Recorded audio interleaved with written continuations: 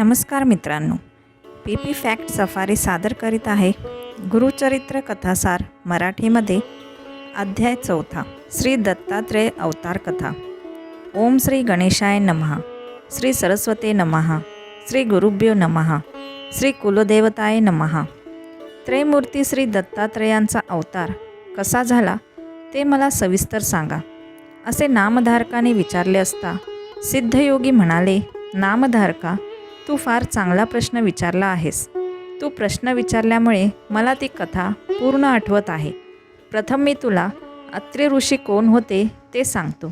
सृष्टी निर्माण होण्यापूर्वी सर्व जलमय होते, त्यात हिरण्यगर्भ झाले, तेच रजोगुणापासून निर्माण झालेले ब्रह्म, त्यालाच ब्रह्मांड म्हणतात। मग त्याचे 2 तुकडे झाले व तिथे वरती आकाश खाली भूमी असे 2 भाग झाले। ब्रह्माने ते 14 भुवने निर्माण केली। 10 दिशा, मन, बुद्धी, वाणी आणि काम क्रोधादी षड्विकार उत्पन्न केले। मग सृष्टीची विस्तृत रचना करण्यासाठी मरीची, अत्री, अंगिरस, पुलत्स्य, क्रतू आणि वसिष्ठ असे 7 मानसपुत्र निर्माण केले। त्या सप्तर्षींपैकी अत्रींची पत्नी अनुसूया ही श्रेष्ठ पतिव्रता होती, साक्षात जगदंबाच होती। तिच्या लावण्य रूपाचे वर्णन करता येणार नाही। थोर पतिव्रता असलेल्या तिची पतिसेवा पाहून ही स्वर्गाचे ऐश्वर्य घेईल की काय अशी सर्व देवांना भीती वाटू लागली। मग इंद्रादी सर्व देव ब्रह्मा, विष्णू, महेश या त्रिदेवांना भेटले। त्यांनी अत्री, अनुसूया यांची सगळी हकीकत सांगितली। इंद्र म्हणाला, महातपस्वी अत्रींची पत्नी अनुसूया असामान्य पतिव्रता आहे। ती काया, वाचा, मनाने अतिथींची पूजा करते। ती कुणालाही विनमुख करीत नाही। तिचे अलौकिक आचरण पाहून सूर्यसुद्धा तिला घाबरतो। तिला उन्हाचा त्रास होऊ नये म्हणून तो मंद मंद तापतो।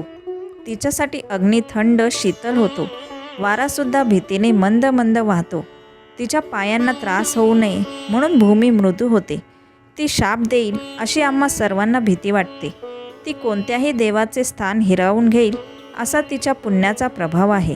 यावर काहीतरी उपाययोजना करा, नाहीतर स्वर्ग तर जाईलच, शिवाय आम्हाला तिच्या दारात सेवा चाकरी करत राहावे लागेल। देवांचे गाराणे ऐकताच ब्रह्मा, विष्णू, महेश भयंकर रागावले आणि म्हणाले, चला आत्ताच आपण तिच्याकडे जाऊ। तिच्या पतिव्रतेचा भंग करून तिला पृथ्वीवर ठेव, नाहीतर यमलोकाला पाठवू, असे बोलून त्यांनी सर्व देवांना निश्चिंत राहण्यास सांगितले। मग सती अनुसूयेचे सत्व पाहण्यासाठी ब्रह्मा, विष्णू, महेश यांनी भिक्षुकाचा वेश धारण केला। मग ते तिघेजण अत्रि ऋषींच्या आश्रमात आले। त्यावेळी अत्रि ऋषी अनुष्ठानासाठी बाहेर गेले होते। अनुसूया आश्रमात एकटीच होती। त्यांनी अनुसूयाला हाक मारली आणि म्हणाले, माई, आम्ही ब्राह्मण अतिथी म्हणून आलो आहोत। आम्हाला अतिशय भूक लागली आहे, आम्हाला भिक्षा वाढ। तुमच्या आश्रमात सदा संतर्पण चालू असते।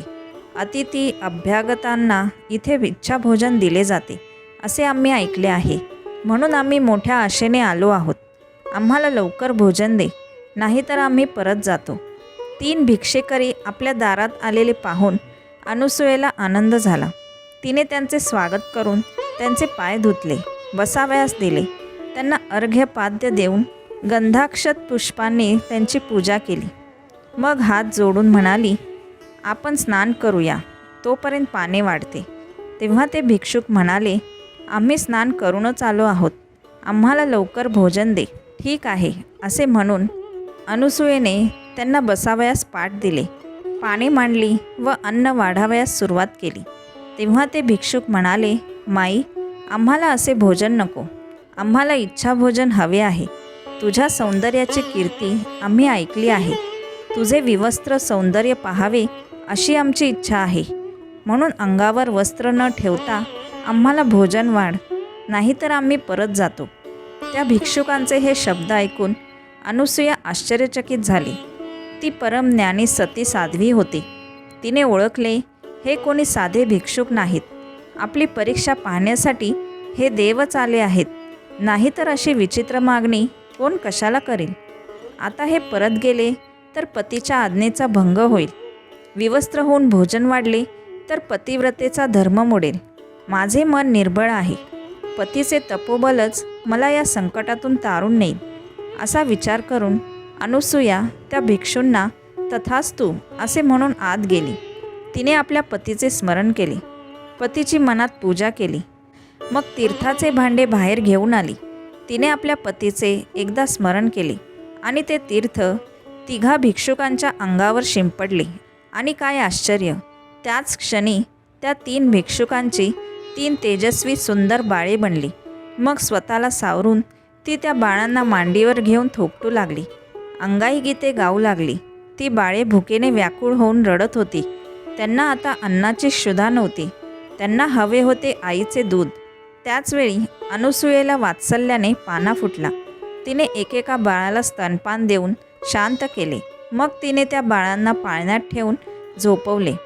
अवघ्या विश्वाची उत्पत्ती, स्थिती व लय करणारे ब्रह्मा, विष्णू, महेश हे त्रिदेव अनुसूयेच्या तपोबलाने तिची बाळे झाली. तिच्या स्तनपानाने त्यांची भूक शमली. दुपारी अत्रि ऋषी अनुष्ठान संपवून आश्रमात परत आले. पाळण्यातील 3 बालकांना पाहून त्यांना आश्चर्य झाले. अनुसूयेने त्यांना सगळी हकीकत सांगितली. ही 3 बाळे म्हणजे ब्रह्मा, विष्णू, महेश हे त्रिमूर्ती आहेत. हे अत्रि ऋषींनी अंतर्ज्ञानाने ओळखले. तेव्हा ब्रह्मा, विष्णू, महेश अत्रि ऋषींपुढे प्रकट झाले आणि वर मागायला सांगितले. तेव्हा अत्रि ऋषी अनुसूयेला म्हणाले, त्रिमूर्ती आपल्यावर प्रसन्न झाले आहेत. इच्छा असेल तो वर मागून घे. तेव्हा अनुसूया हात जोडून म्हणाली, नाथ, हे तिन्ही देव तुमच्या तपश्चर्येने प्रसन्न होऊन इथे आले आहेत. तुम्ही त्यांच्याकडून पुत्र मागून घ्या. अत्रि म्हणाले, हे देवश्रेष्ठांनो, तुम्ही बालरूपाने माझ्या आश्रमात आलात तर पुत्र रूपाने इथेच राहा. तेव्हा तथास्तु म्हणून तिन्ही देव स्वस्थानी गेले. मग ब्रह्मदेव चंद्र झाले, श्री विष्णू दत्त झाले आणि महेश दुर्वास झाले.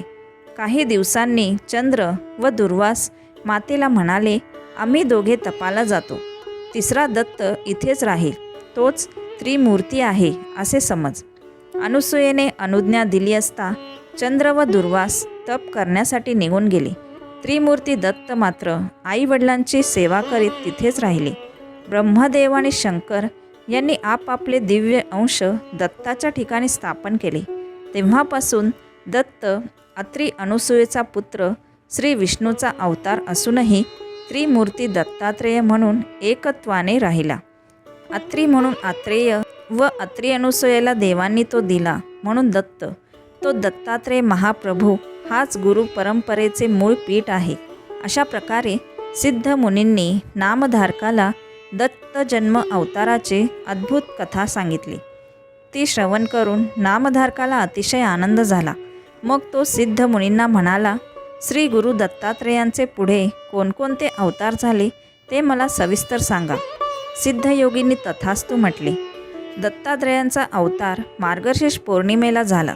या दिवशी दत्त जयंती असते. अशा रीतीने श्री गुरुचरित्रामृतातील श्री दत्तात्रेय अवतार कथा हा अध्याय 4 इथेच समाप्त होतो.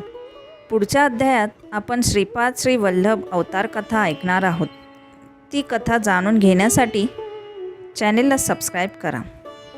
तोपर्यंत अवधूत चिंतन श्री गुरुदेव दत्त. श्री गुरुदेव दत्त. श्री गुरुदेव दत्त.